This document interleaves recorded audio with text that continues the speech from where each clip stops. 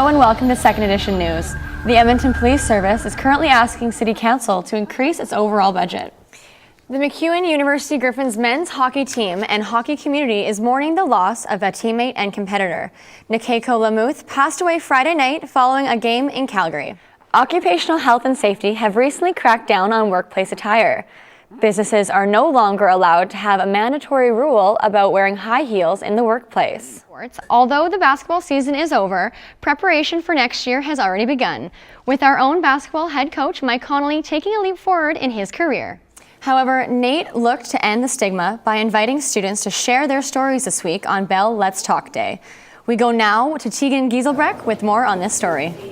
After a week of preparation, the Ooks men's basketball team faced off in a doubleheader against the King's University Eagles. The Edmonton Valley Zoo has begun its yearly tradition of Zoominescence, a light show designed by local artists to celebrate the season and bring a little light to these dark winter nights. Switching to a different court, let's check out how the U of A women's volleyball team did in championships.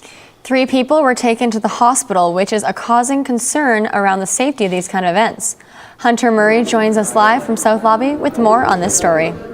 We catch up with Oil King star and future NHLer Trey Fix-Wolansky as the Oil Kings prepare for playoffs. After a wildly successful ACAC campaign, the Ooks men's soccer team flew down to the East Coast to compete in the national championship. Wow, the women's outdoor hockey game seemed like it was a lot of fun. It really makes me happy that young women get to experience such cool events like that, especially in sports. Thank you so much for joining us. This has been Nate Newswatch.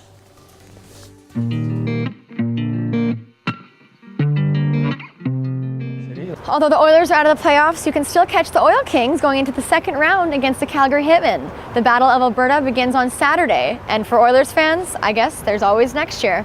For Nate Newswatch, I'm Christina Lachlan.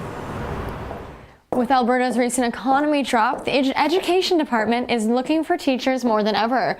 With the expansion of schools across Edmonton, they are down 12% of the staff that they had last year. Oh, hey! Did you not know that 70% of pedestrians hit last year had the right of way? With those numbers, the City of Edmonton has been trying to change the budget so they can afford light-up pedestrian signs to decrease that number. Students here at NAIT won't have to worry much longer about giving up their study spot or waiting in line and being late for class.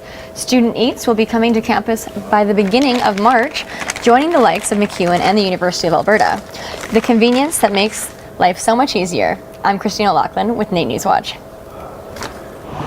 Since 1981, YES has been taking in young adults between the ages of 15 and 21. Not only do they shelter them, either short-term or long-term, they are also providing them basic life skills. In the past couple of years, the restaurant Joey has come in, donating thousands of pounds of food to help teach these young adults how to properly cook and prepare meals on a nutritious level, which should help them in the future once they get back on their feet again. With NAIT Newswatch Extra, I'm Christina Lachlan.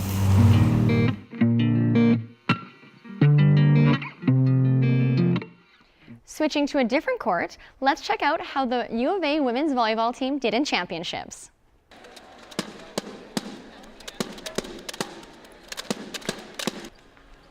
In order to clinch a spot in semifinals, the University of Alberta women's volleyball team needed to beat the University of Toronto. What was overall a tight game, it started off against the Pandas. The U of A's own Vanessa Jarman sends the ball multiple times into varsity territory, giving the Pandas the lead. After only a couple of back-and-forth rallies, Toronto caught up, winning the set 25-23. Moving into the second set, the Pandas brought the heat as they refused any chance for Toronto to gain momentum. Third-year Panda Corey White picked the perfect game for her career high in kills. White dominated with a 30-point game lead, giving her team the advantage. Heading into the third, Toronto takes it from them with a lead of 5-2. After a couple of rallies, White comes back, power driving the ball, allowing the Pandas to tie it up. The back-and-forth set continued, but the Pandas took it 25-22. In the fourth and final set of the night, White had her fingerprints all over it, getting 5 kills over an 8-point span. With her final serve spiking the dagger in the hearts of the Varsity Blues, she makes it look so easy that it's no wonder she received the Player of the Game.